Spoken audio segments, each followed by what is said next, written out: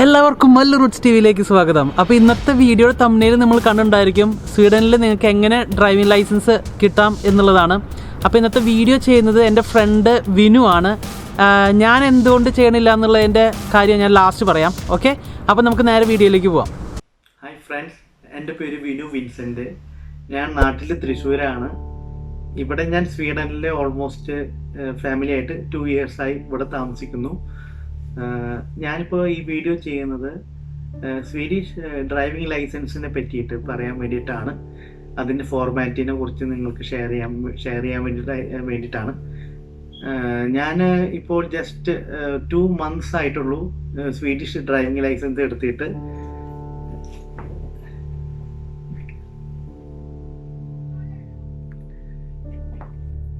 ഇതാണ് എൻ്റെ ലൈസൻസ്. ഇത് കിട്ടാൻ വേണ്ടിയിട്ട് ഞാൻ ഒത്തിരി കഷ്ടപ്പെട്ടിട്ടുണ്ട്. ഓൾമോസ്റ്റ് 1 year ആയി ഞാൻ ഇതിൻ്റെ പിറകിൽ ഞാൻ ട്രൈ ചെയ്യണം ലൈസൻസ് കിട്ടാൻ വേണ്ടിയിട്ട്. കാരണം ഒത്തിരി ടെസ്റ്റ് ഞാൻ ഓൾമോസ്റ്റ് ഒരു 5 അറ്റംപ്റ്റ് ഞാൻ തിയറി ടെസ്റ്റ് ലേണേഴ്സ് എടുക്കാൻ വേണ്ടി എനിക്ക് വന്നിട്ടുണ്ട്. പിന്നെ ഈ ഫൈനൽ റോഡ് ടെസ്റ്റിന് വേണ്ടിയിട്ട് ഡ്രൈവിംഗ് ഫൈനൽ ടെസ്റ്റിന് വേണ്ടിയിട്ട് ഓൾമോസ്റ്റ് 3 attempts ഞാൻ എടുത്തിട്ടുണ്ട്. അപ്പോൾ ഓൾമോസ്റ്റ് ഈ സംഭവം എൻ്റെ കയ്യിൽ കിട്ടാൻ വേണ്ടിയിട്ട് നാട്ടിലത്തെ ഒരു 1 lakh plus എനിക്ക് ചിലവായിട്ടുണ്ട്. കാരണം നമുക്ക് ഒരു 4-5 സ്റ്റെപ്സ് ഉണ്ട് ഇത് ഈ ലെവലിലേക്ക് ഈ ലൈസൻസിലേക്ക് എത്താൻ വേണ്ടിയിട്ട്. അപ്പോൾ ആദ്യത്തെ സ്റ്റെപ്പ് എന്ന് പറഞ്ഞിട്ടുണ്ടെങ്കിൽ നമുക്ക് അപ്ലിക്കേഷനാണ്. ഇത് ഇവിടുത്തെ നമ്മുടെ നാട്ടിലത്തെ RTO പോലെ തന്നെ സ്വീഡനിലത്തെ RTOയുടെ പേരാണ് ട്രാൻസ്പോർട്ട് സ്റ്റിൽസൺ. അവിടെ നമ്മൾ ഓൺലൈനായിട്ട് അപ്ലൈ ചെയ്യണം. നമുക്ക് ഓൺലൈനായി ചെയ്യാൻ നമുക്ക് ബുദ്ധിമുട്ടാണെങ്കിൽ നമുക്ക് ഇതിൻ്റെ അപ്ലിക്കേഷൻ ഫോം നമുക്ക് ഇവിടെ റിക്വസ്റ്റ് ചെയ്തിട്ടുണ്ടെങ്കിൽ നമ്മുടെ വീട്ടിലേക്ക് ഒരു 2 ദിവസത്തിനുള്ളിൽ നമുക്കത് കിട്ടും. അപ്പം അതിൽ മെയിനായിട്ട് നമുക്ക് വരുന്നത് നമ്മുടെ നെയിം, അഡ്രസ്സ്, പിന്നെ നമുക്ക് പേഴ്സണൽ ഹെൽത്ത് ഇഷ്യൂസ് എന്തെങ്കിലും ഉണ്ടെങ്കിൽ അതിനെ പറ്റിയിട്ട് മെൻഷൻ ചെയ്യാനുള്ളൊരു ക്വസ്റ്റ്യനെയർ ഉണ്ട്. ഒപ്പം തന്നെ നമുക്ക് ഐ ടെസ്റ്റ് ചെയ്യണം. അപ്പം ഐ ടെസ്റ്റിന് ഓൾമോസ്റ്റ് സ്വീഡിഷ് ക്രോൺ ഒരു 150 crowns വരും. അപ്പം അതും അറ്റാച്ച് ചെയ്തിട്ട് നമ്മൾ ഈ RTOയിലേക്ക് അയക്കാം. അപ്പോൾ നമുക്ക് ഓൾമോസ്റ്റ് ഒരു 2 weeksനുള്ളിൽ, ഏകദേശം ഒരു 2 weekനുള്ളിൽ നമുക്ക് അതിൻ്റെ അവരുടെ അപ്രൂവൽ കിട്ടും. ആ കൺസെൻറ്റ് ലെറ്റർ കിട്ടും. നമ്മൾ എലിജിബിൾ ആണ്, അതായത് നമ്മൾ സ്വീഡിഷ് ഡ്രൈവിംഗ് ലൈസൻസ് എടുക്കാൻ നമ്മൾ എലിജിബിൾ ആണ് എന്നുള്ളതിൻ്റെ ഒരു ലെറ്റർ നമുക്ക് കിട്ടും. അപ്പോൾ അതിന് ഓൾമോസ്റ്റ് 5 years ആണ് അതിൻ്റെ വാലിഡിറ്റി. അപ്പോൾ ഈ 5 yearsൻ്റെ ഉള്ളിൽ നമ്മൾ ഇതിൻ്റെ ലൈസൻസ് ടെസ്റ്റ് ക്ലിയർ ചെയ്യണം.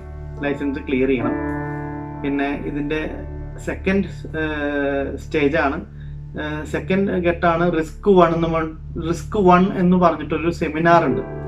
ഇത് ഓൾമോസ്റ്റ് ഒരു 3 hours ആണ് ഇതിൻ്റെ ടൈം. ഇതിൽ മെയിനായിട്ട് നമ്മൾ സ്വീഡനിൽ ഉണ്ടാവുന്ന സാധ്യതയുള്ള റോഡ് അപകടങ്ങൾ, അതിൻ്റെ സാധ്യതകൾ, പിന്നെ നമുക്ക് മദ്യപിച്ചിട്ട് വണ്ടി ഓടിക്കുമ്പോൾ അതിൻ്റെ ഭവിഷ്യത്തുകൾ, പിന്നെ അങ്ങനെ കുറച്ച് ഒരു അവയർനെസ് നമുക്ക് ഈ സെമിനാറിൽ തരും. ഒപ്പം തന്നെ സ്റ്റാറ്റിസ്റ്റിക്സ്, ഒരു വർഷം എത്ര പേരാണ് ഇതിന് ഈ ആൽക്കഹോള് കഴിച്ചു മരിക്കുന്നത്, അല്ലെങ്കിൽ ഉറക്കം തൂങ്ങി മരിക്കുന്നത്. ഉറക്കം ഒഴിച്ച് നമ്മൾ വണ്ടി ഓടിക്കുമ്പോൾ ഓൾമോസ്റ്റ് ആൽക്കഹോൾ കുടിച്ചതിൻ്റെ അതേ സെയിം ക്രൈം ആയിട്ടാണ് ഇവർ കാണുന്നത്. അതുകൊണ്ട് അങ്ങനത്തെ കുറേ കാര്യങ്ങളുണ്ട്. നമുക്ക് അതിനെക്കുറിച്ചുള്ള അവബോധം നമുക്ക് ഈ സെമിനാറിലൂടെ നമുക്ക് തരും. ഇത് മാൻഡേറ്ററി ആയിട്ട് നമ്മൾ അറ്റൻഡ് ചെയ്യണം. ഇതിന് നമുക്ക് കോസ്റ്റ് വരുന്നത് ഓൾമോസ്റ്റ് 800 crowns ആണ്, സ്വീഡിഷ് ക്രോൺസ്. 6400 രൂപയോളം ഇതിന് നമുക്ക് എക്സ്പെൻസ് വരുന്നുണ്ട്. അത് കഴിഞ്ഞാൽ റിസ്ക് 1 കഴിഞ്ഞാൽ റിസ്ക് 2 ആണ്. ഇപ്പോൾ റിസ്ക് 2 എന്ന് പറഞ്ഞിട്ടുണ്ടെങ്കിൽ ഇത് ഓൾമോസ്റ്റ് ഇതുപോലെ തന്നെ നമുക്ക് സെമിനാറിൻ്റെ പോലെ തന്നെ 3 hours ആണ് ഇതിൻ്റെ ടൈം. ഇതിൽ കുറച്ച് പ്രാക്ടിക്കൽ സെഷൻസ് ആണ്. അതായത് നമ്മൾ ഒരു റോഡ് അപകടം ഉണ്ടാകുമ്പോൾ നമുക്കുണ്ടാവുന്ന ഓരോ എഫക്റ്റുകൾ, അല്ലെങ്കിൽ ഇപ്പോൾ ഇപ്പോൾ മെയിനായിട്ട് സ്വീഡനിൽ ഒരു 20-40% നമുക്ക് അപകടം ഉണ്ടാവുന്നത് ഈ ആൽക്കഹോൾ കുടിച്ചിട്ടാണ്. അപ്പം അതിൻ്റെ ഒരു ആൽക്കഹോൾ കുടിച്ച് അതിൻ്റെ കാര്യങ്ങൾ അവർ പറഞ്ഞു തരും. ഇതിൽ തന്നെ അതും പറഞ്ഞു തരും. റിസ്ക് 2ൽ അത് പറഞ്ഞു തരും. പിന്നെ നമ്മളൊരു മൃഗത്തിനെ നമ്മൾ അല്ലെങ്കിൽ ഒരു കാറ് നമ്മൾ ഇടിക്കാൻ പോകുമ്പോൾ, അല്ലെങ്കിൽ ഒരു മൃഗത്തിനെ നമ്മൾ ഇടിക്കാൻ പോകുമ്പോൾ നമ്മൾ എങ്ങനെയാണ് നമ്മളുടെ കാറ് ഒന്ന് വെട്ടിച്ച്, അതിപ്പോൾ ABS സിസ്റ്റംസ് ഒക്കെ ഉണ്ടല്ലോ, അത് എങ്ങനെയാണ് അപ്ലൈ ചെയ്യേണ്ടത്, കാറിൻ്റെ ഓരോ നമ്മൾ ആ ഒരു പ്രത്യേക ഒരു ആപത്ത് സമയത്ത് നമ്മൾ എന്തൊക്കെയാണ് പ്രിക്കോഷൻസ് എടുക്കേണ്ടത്, അത് അല്ലെങ്കിൽ എന്തൊക്കെ കാര്യങ്ങളാണ് നമ്മൾ കാറിൽ കൺട്രോൾസ് യൂസ് ചെയ്യേണ്ടത്, അതിനെ പറ്റിയിട്ടുള്ളൊരു ഇൻഫോർമേഷൻ ആണ് നമുക്ക് ഈ റിസ്ക് ടൂലിലൂടെ കിട്ടുന്നത്. പിന്നെ ഇതിൽ തന്നെ നമ്മളൊരു ആക്സിഡന്റ് ഉണ്ടായിട്ടുണ്ടെങ്കിൽ ഓൾമോസ്റ്റ് നമ്മുടെ കാറുകളൊക്കെ ഇടിക്കുകയാണെങ്കിൽ 2-3 മലക്കമറിച്ചിലുകളൊക്കെ ഉണ്ടാകും. അപ്പോൾ ആ സമയത്ത് സീറ്റ് ബെൽറ്റ് ഇടുന്നതിനെ കുറിച്ചിട്ടുള്ള അഡ്വാൻറ്റേജസ്, അപ്പം അതിനെ കുറിച്ചിട്ടുള്ള ഒരു ഫീല് നമുക്ക് ഒരു റിയൽ ആക്സിഡന്റിന്റെ തന്നെ ഒരു ചെറിയൊരു ഫീല് നമുക്ക് ഈ റിസ്ക് ടൂല് നമുക്ക് അവര് കാണിച്ചു തരുന്നതാണ്. ഉദാഹരണത്തിന് ഇപ്പൊ നമ്മളുടെ കൂടെ ഒരു 5 പേര് ആ ക്ലാസ് അറ്റൻഡ് ചെയ്യാനുണ്ടെങ്കിൽ, അല്ലെങ്കിൽ നമ്മുടെ ക്ലാസ് അറ്റൻഡ് ചെയ്യുന്ന ഒരു 5 പേര് കാറിൽ ഇവര് പ്രത്യേകം സജ്ജീകരിച്ചൊരു കാറുണ്ട്. അതിൽ നമ്മൾ കയറിയിരിക്കുന്നു, സീറ്റ് ബെൽറ്റ് ഇടുന്നു. സീറ്റ് ബെൽറ്റ് ഇട്ട് കഴിഞ്ഞിട്ടുണ്ടെങ്കിൽ ഈ കാറിന്റെ പ്രത്യേകത എന്ന് പറഞ്ഞിട്ടുണ്ടെങ്കിൽ അത് ഒരു 360 ഡിഗ്രി മൊത്തം ഒരു സർക്കിള് ഇത് തിരിയും. അപ്പോൾ തിരിയുമ്പോൾ നമ്മൾ കുറച്ച് ഇങ്ങനെ ആക്സിഡന്റ് എടുത്ത് തിരിച്ചു കഴിഞ്ഞാൽ നമ്മളുടെ തല നമ്മൾ നേരെ കൂപ്പൂത്തി ഇരിക്കണ പോലെ ആയിരിക്കും കാറിലിരിക്കുക. അപ്പോൾ അത് പല ടൈപ്പ് സ്പീഡിൽ കാർ തിരിക്കും ഇവര്. അപ്പോൾ അവിടെ തിരിയുമ്പോൾ നമുക്ക് സീറ്റ് ബെൽറ്റ് ഇട്ട കാരണമായിരിക്കും നമ്മൾ അവിടെ കൺട്രോൾഡ് ആയിട്ട് അവിടെ ഇരിക്കുക. സീറ്റ് ബെൽറ്റ് ഇട്ടിട്ടില്ലെങ്കിൽ നമ്മളെ പരസ്പരം കൂട്ടിയിടിച്ച് വലിയ അപകടങ്ങളും ഉണ്ടാവും. അപ്പോൾ മെയിനായിട്ട് ആ ഒരു കാര്യം കാണിച്ചു തരുന്നത് എന്തിനു വേണ്ടി വെച്ചാൽ, സീറ്റ് ബെൽറ്റിന്റെ അത്രയും ഇമ്പോർട്ടൻസ് ആണ് നമുക്ക് കാർ ഓടിക്കുമ്പോൾ. മസ്റ്റായിട്ട് സീറ്റ് ബെൽറ്റ് നമ്മൾ ഇട്ടിരിക്കണം. ഇല്ലെങ്കിൽ നമുക്ക് സ്വീഡനിലെ കാറുകൾ നമുക്ക് എങ്ങാനും പിടിച്ചു കഴിഞ്ഞിട്ടുണ്ടെങ്കിൽ നമുക്ക് നല്ലൊരു പിഴ തന്നെ നമുക്ക് കിട്ടും. ഉദാഹരണത്തിന് നമ്മളിപ്പോൾ ഈവൻ നമുക്ക് ലൈസൻസ് കിട്ടിയിട്ട് 2 വർഷമാണ് നമുക്ക് ഇതിന്റെ പ്രൊബേഷൻ പീരീഡ്. ഈ 2 വർഷത്തിൻ്റെ ഉള്ളിൽ നമുക്ക് ഇതുപോലത്തെ ഇമ്പോർട്ടൻറ്റ് കാര്യങ്ങൾ നമ്മൾ ഇഗ്നോർ ചെയ്യുകയാണെങ്കിൽ നമ്മുടെ ലൈസൻസ് റിവോക്ക് ചെയ്യാനുള്ള അധികാരം ഇവിടുത്തെ ഗവൺമെന്റിനുണ്ട്. അപ്പോൾ ഇതെല്ലാം കൂടിയിട്ടാണുള്ളൊരു കംപ്ലീറ്റ് ഒരു ഇൻഫോർമേഷൻ ആണ് നമുക്ക് റിസ്ക് ടൂല് നമുക്ക് തരുന്നത്. അപ്പോൾ അത് മാൻഡേറ്ററി ആയിട്ട് നമ്മൾ അറ്റൻഡ് ചെയ്യണം. അപ്പോൾ അത് കഴിഞ്ഞാണെങ്കിലാണ് നമുക്ക് 4th സ്റ്റെപ്പ് വരുന്നത്, നമുക്ക് തിയറി ടെസ്റ്റ്. ഈ തിയറി ടെസ്റ്റ് എന്ന് പറഞ്ഞിട്ടുണ്ടെങ്കിൽ 65 ക്വസ്റ്റ്യൻസ് ആണ് നമുക്ക് വരുന്നത്. അതിൽ 52 ആൻസേഴ്സ് 52 ആണ് നമുക്ക് പാസ് മാർക്ക്. ഈവൻ നമുക്ക് 51 ആണെങ്കിൽ, അല്ലെങ്കിൽ നമുക്ക് അങ്ങനെ വക്കാണെങ്കിൽ പോലും തന്നെ നമുക്കൊരു ഒന്നും ചെയ്യാനില്ല, 52 തന്നെ എടുത്തിരിക്കണം. അപ്പോൾ അത് അത്ര എളുപ്പമല്ല. കാരണം ഇത് നമുക്ക് ഇംഗ്ലീഷിലാണെങ്കിലും ഇംഗ്ലീഷ് ഓപ്ഷൻ ഉണ്ട്, പല ഭാഷകളിലും ഉണ്ട്. നമ്മൾ മോസ്റ്റ് ഇംഗ്ലീഷാണ് നമ്മൾ ഓപ്റ്റ് ചെയ്യുന്നത്. അതായത് നമ്മുടെ റീജിയൻ ലാംഗ്വേജസ് ഒന്നുമില്ല, ഇന്റർനാഷണൽ ലാംഗ്വേജ് ആയിട്ട് ഇംഗ്ലീഷാണ്. പിന്നെ അറബിക് ഉണ്ട്, പിന്നെ ജർമ്മൻ, അങ്ങനെ പല ഭാഷകളിലും ഉണ്ട്. അപ്പോൾ ഇംഗ്ലീഷില് ചോദ്യമാണെങ്കിലും തന്നെ ചില ക്വസ്റ്റ്യൻസിന്റെ ആൻസർ നമുക്ക് കൺഫ്യൂസിങ് ആണ്. ഇത് എല്ലാത്തിനും 4 ഓപ്ഷനാണ്, മൾട്ടിപ്പിൾ ചോയ്സ് ആണ് ഇതിന്റെ ആൻസേഴ്സ്. ഈ മൾട്ടിപ്പിൾ ചോയ്സിൽ തന്നെ എല്ലാം സിമിലാരിറ്റി തോന്നിക്കുന്ന ഒരു ഓപ്ഷൻസ് ആണ് ഉള്ളത്. അതുകൊണ്ട് നമുക്ക് അത് വളരെ ശ്രദ്ധാപൂർവം നമുക്ക് വേണം ഉത്തരം കൊടുക്കാൻ. അപ്പോൾ അത് ഒരുപാട് ആൾക്കാർക്ക് ബുദ്ധിമുട്ടാണത്. നമുക്ക് IELTSന്റെ പോലെ തന്നെയാണത് ഇതിന്റെ പ്രശ്നം, ഇതിന്റെ ചോദ്യങ്ങൾ നമ്മൾ ഗ്രഹിക്കേണ്ടത്. കാരണം റീഫ്രെയിം, ഇപ്പൊ നമ്മൾ ഒരു പ്രാക്ടിക്കൽ ടെസ്റ്റ് ചെയ്യാൻ വേണ്ടിയിട്ട് നമുക്ക് കുറെ ആപ്ലിക്കേഷൻസ് ഒക്കെ ഉണ്ട്, ചോദ്യോത്തര ആപ്ലിക്കേഷൻസ് ഒക്കെ ഉണ്ട്, പ്രാക്ടിക്കൽ ടെസ്റ്റുകളൊക്കെ ചെയ്യാൻ വേണ്ടിയിട്ട്. ഷോക്കൗട്ട് ഓൺലൈൻ, അങ്ങനത്തെ കുറച്ച് മിത്ത് ഷോക്കൗട്ട്, അങ്ങനെ കുറച്ച് പ്ലേ സ്റ്റോറിൽ കുറച്ച് ആപ്പ് നമുക്ക് പ്രാക്ടീസ് ചെയ്യാൻ വാങ്ങിക്കാൻ കിട്ടും. അപ്പൊ അതിൽ നമ്മൾ പ്രാക്ടീസ് ചെയ്ത് കഴിഞ്ഞിട്ട് ഈ ഈ ടെസ്റ്റിന് വേണ്ടി നമ്മൾ അപ്പിയർ ചെയ്യുമ്പോൾ ചിലപ്പോൾ എല്ലാം കണ്ടന്റ്, ക്വസ്റ്റ്യൻസ് എല്ലാം ഓൾമോസ്റ്റ് സെയിം കണ്ടന്റ് ആയിരിക്കും.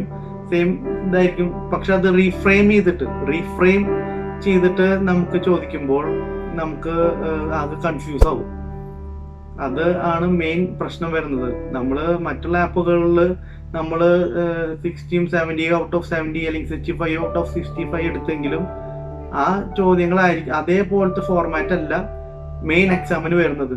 അത് ആകെ നമുക്കൊരു കൺഫ്യൂഷൻ ടൈപ്പാണ് ഇതിന്റെ ഇവര് ഇംഗ്ലീഷ് ക്വസ്റ്റ്യനിൽ പേപ്പർ തയ്യാറാക്കുമ്പോൾ. അതും ഒരു വലിയൊരു കടത്താണത്. കറക്റ്റ് ഐഡന്റിഫൈ ചെയ്യാന്ന് പറഞ്ഞാൽ നമുക്കൊരു ദൈവാനുഗ്രഹമായിട്ടാണ് ഞാൻ കാണുന്നത്.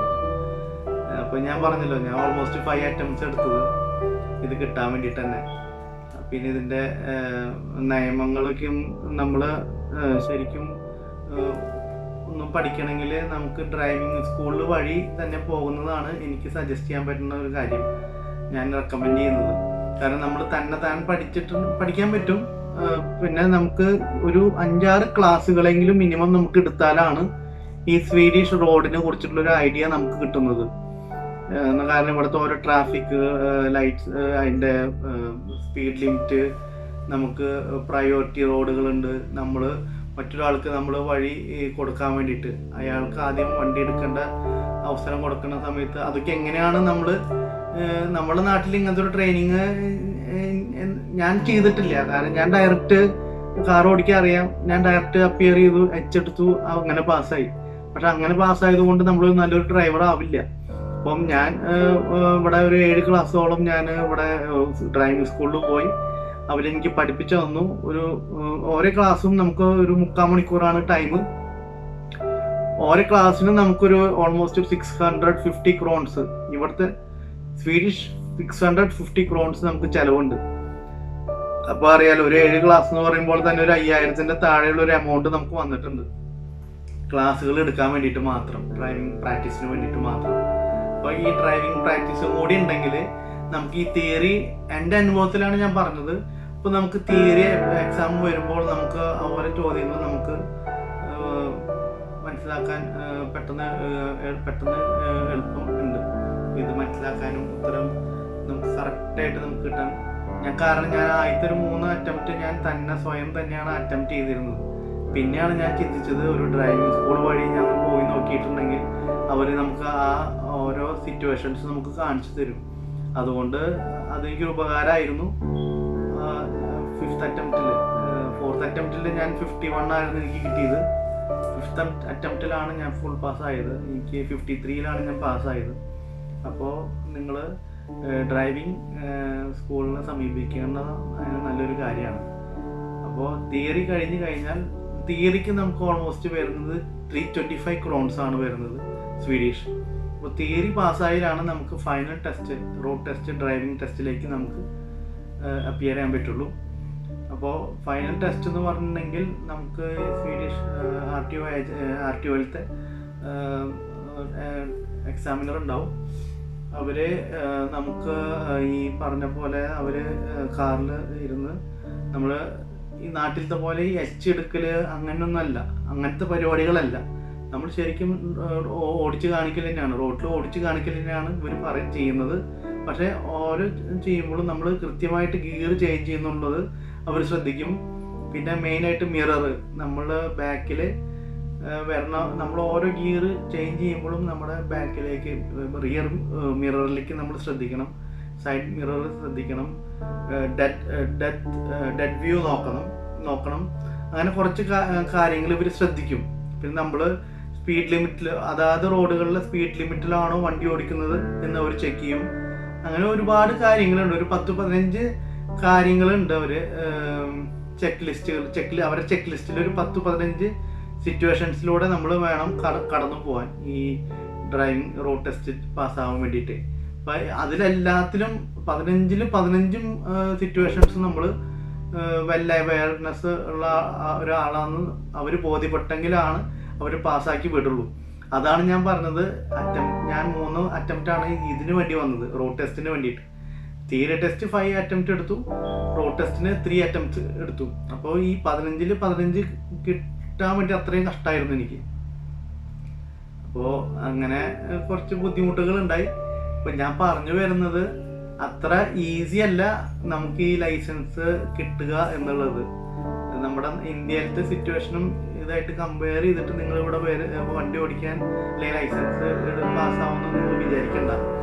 പിന്നെ ലാസ്റ്റ് സ്റ്റെപ്പ് ഇതാണ്, നമുക്ക് ലൈസൻസ് നമ്മുടെ വീട്ടിലേക്ക് നമ്മൾ പാസ്സായി കഴിഞ്ഞിട്ടുണ്ടെങ്കിൽ വിത്തിൻ 1 വീക്കിൽ നമ്മുടെ വീട്ടിലേക്ക് നമ്മുടെ അഡ്രസ്സിലേക്ക് ഈ ലൈസൻസ് കാർഡ് എത്തും. അപ്പോൾ ഇതൊക്കെയാണ് എനിക്ക് എൻ്റെ പേഴ്സണൽ അനുഭവങ്ങളും എൻ്റെ കൂടെ ഇവിടെ വർക്ക് ചെയ്യുന്നവരും ഇവിടെ പരിചയപ്പെട്ട കുറച്ച് ഇന്ത്യക്കാരുണ്ട്, പിന്നെ മറ്റുള്ള രാജ്യക്കാരുണ്ട്. അപ്പോൾ അവരിലൂടെ എല്ലാവരുടെയും സെയിം ഒപ്പീനിയനാണ് അവർക്കുള്ളത്. അവരും കുറെ കഷ്ടപ്പെട്ടിട്ട് തന്നെയാണ് ലൈസൻസ് എടുത്തിട്ടുള്ളത്. പിന്നെ അപൂർവം ചിലവർ ഫസ്റ്റ് അറ്റംപ്റ്റിൽ തന്നെ തിയറി പാസ്സാവും. സ്വയം തന്നെ പഠിച്ച് തിയറി പാസ്സായിട്ടുള്ളവരുണ്ട്. സ്വയം തന്നെ ഡ്രൈവിംഗ് ക്ലാസ്സിന് പോവാതെ അവരെ കൂട്ടുകാർ ഓടിക്കുന്നത് മനസ്സിലാക്കിയിട്ട് പ്രാക്ടീസ് ചെയ്തിട്ട് പാസ്സായിട്ടുള്ളവരുണ്ട്. അപ്പോൾ ഡിപ്പെൻഡ്സ് അപ്പോൺ നമ്മുടെ ഒരു ലക്ക് എന്ന് പറയും ഇതിന് മെയിനായിട്ട്. അപ്പോൾ ഇവൻ നല്ല ഒരു എഞ്ചിനീയർ പഠിക്കുള്ളവൻ അല്ലെങ്കിൽ ഒരു എൻട്രൻസ് എക്സാം എഴുതിയിട്ടുള്ള അത്രയും തലയുള്ള ആൾക്കാരാണെങ്കിൽ പോലും തന്നെ ഇവിടെ ഈ ഒരു എക്സാമിന് വേണ്ടിയിട്ട് വെള്ളം കുടിച്ചിട്ടുണ്ട്. അപ്പോൾ എനിക്ക് പറയാനുള്ളത്, നിങ്ങൾ സ്വീഡനിലേക്ക് വരികയാണെങ്കിൽ എത്രയും പെട്ടെന്ന് ലൈസൻസ് എടുക്കാൻ സ്റ്റാർട്ട് ചെയ്യുന്ന ആണ് നല്ലത് എന്നാണ് എനിക്ക് നിങ്ങളോട് അഡ്വൈസ് ചെയ്യുന്നത്.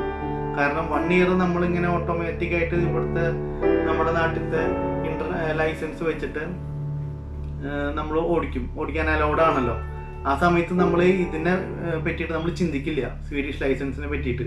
ഈ 1 ഇയർ കഴിയാറാവുമ്പോഴാണ് ഈ ലൈസൻസ് എടുക്കാൻ വേണ്ടി നമ്മൾ തത്രപ്പാട് കാണിക്കുക.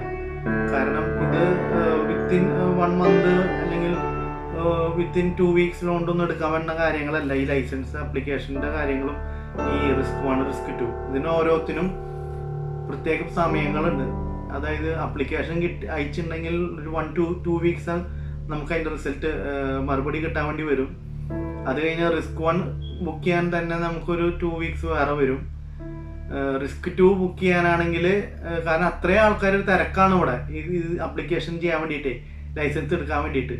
റിസ്ക് 2 എടുക്കാൻ വേണ്ടിയിട്ടാണെങ്കിൽ വീണ്ടും 2 വീക്സ് വെയിറ്റ് ചെയ്യേണ്ടി വരും. പിന്നെ തിയറി ടെസ്റ്റ് ബുക്ക് ചെയ്യാനാണെങ്കിൽ വീണ്ടും ഒരു 1 വീക്ക് വെയിറ്റ് ചെയ്യേണ്ടി വരും. അങ്ങനെ ഓൾമോസ്റ്റ് ഒരു 2 to 3 മന്ത്സ് ഓട്ടോമാറ്റിക് നമുക്ക് എന്തായാലും നമുക്ക് ഇതിന് വേണ്ടിയിട്ട് നമുക്ക് മിനിമം നമുക്ക് ചിലവാകും. അപ്പോൾ നമ്മൾ വന്ന വഴിക്ക് തന്നെ ഇത് പാരലലി ഈ ലൈസൻസ് എടുക്കാൻ നിങ്ങൾ താല്പര്യം കാണിക്കുന്നതാണ് എൻ്റെ ഒരു അഡ്വൈസ്.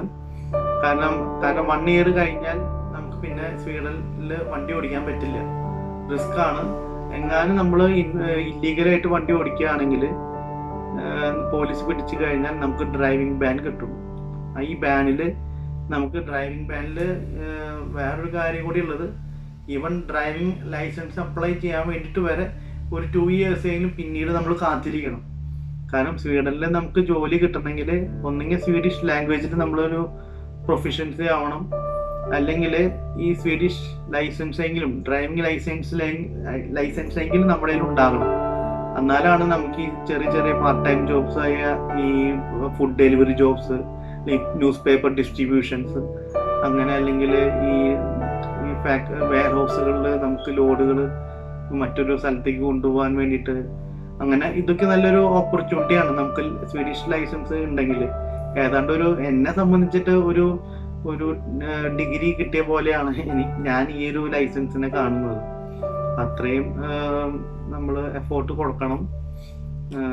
ഇതാണ് എനിക്ക് നിങ്ങളോട് പറഞ്ഞു തരാനുള്ളൊരു എനിക്ക് നിങ്ങളോട് ഷെയർ ചെയ്യാനുള്ള കാര്യങ്ങൾ. അപ്പോൾ ഞാൻ ആദ്യമായിട്ടാണ് ഞാനൊരു വീഡിയോ ഇങ്ങനെ ചെയ്യുന്നത്. എൻ്റെ കൂട്ടുകാരൻ മിസ്റ്റർ റിൻ ജേക്കബ്, ആളുടെ ഒരു അഭ്യർത്ഥന പ്രകാരമാണ് ഞാൻ ഇത് ചെയ്യുന്നത്. അപ്പോൾ കുറച്ച് നെർവസുകൾ എനിക്കുണ്ട് നോർമലി. എന്നിരുന്നാലും എനിക്ക് കുറച്ച് ഇതിനെ പറ്റിയിട്ടൊന്നും പറയാൻ, അറ്റ്ലീസ്റ്റ് നിങ്ങൾക്ക് ഞാൻ പറഞ്ഞത് മനസ്സിലായി കാണുമെന്ന് ഞാൻ വിചാരിക്കുന്നു. എന്നെ ഇത്ര നേരം കേട്ടതിൽ വളരെ നന്ദിയുണ്ട്. നിങ്ങൾക്ക് സ്വീഡനിലേക്ക് സ്വാഗതം. അപ്പോൾ wish you all the best. Thanks.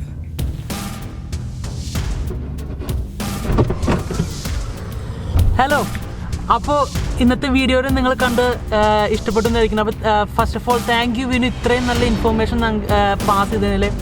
അപ്പോൾ ഞാൻ എന്തുകൊണ്ട് ചെയ്തില്ല എന്ന് വെച്ചെങ്കിൽ എൻ്റെ ലൈസൻസ് എടുത്ത് ഞാൻ സ്വീഡനിൽ നിന്നാണെങ്കിലും UK ലൈസൻസ് കൺവേർട്ട് ചെയ്തിട്ടാണ് ഞാൻ എടുത്തത്. അപ്പോൾ ഇവിടെ നിന്ന് ലൈസൻസ് എടുക്കാനുള്ളതിൻ്റെ ബുദ്ധിമുട്ടെല്ലാം ഇവിടെ ചെയ്ത ആൾക്കാർക്ക് അത് കറക്റ്റ് പറയാൻ പറ്റുമോ. അതുകൊണ്ടാണ് ഞാൻ വിനുവിനോട് ഈ കാര്യം ഞാൻ ചോദിച്ചപ്പോൾ വിനു യാതൊരു പ്രോബ്ലം ഇല്ലാതെ നമുക്ക് ചെയ്യാമെന്ന് പറഞ്ഞത്. അപ്പോൾ thank you so much Vinu, ഇത്രയും നല്ല ഇൻഫർമേഷൻ പാസ് ചെയ്തതിൽ. അപ്പോൾ നിങ്ങൾക്ക് ഡൗട്ട് ഉണ്ടായിരിക്കും, ഇപ്പോൾ വേറെ ഏതെങ്കിലും യൂറോപ്യൻ കൺട്രിയിൽ നിന്നുള്ള ഈ ലൈസൻസ് ഉണ്ടെങ്കിൽ ഇവിടെ എങ്ങനെ കൺവേർട്ട് ചെയ്യുക എന്നുള്ളതല്ലേ. അപ്പോൾ അതിനെക്കുറിച്ചുള്ളൊരു വീഡിയോ നമ്മൾ വേറൊരു വീഡിയോയിൽ നമുക്ക് ചെയ്യാം. ഓക്കെ, അപ്പോൾ ഇന്നത്തെ വീഡിയോ ഇഷ്ടപ്പെട്ടു എന്ന് വിചാരിക്കുന്നു. അപ്പോൾ ഇന്നത്തെ വീഡിയോ ഇഷ്ടപ്പെട്ടാൽ ലൈക്ക്, ഷെയർ ആൻഡ് സബ്സ്ക്രൈബ്. അപ്പോൾ അടുത്ത വീഡിയോ കാണും വരെ ഗുഡ് ബൈ ഫ്രം റെയിൻ, കുഞ്ഞു ആൻഡ് ടോബി. ബൈ.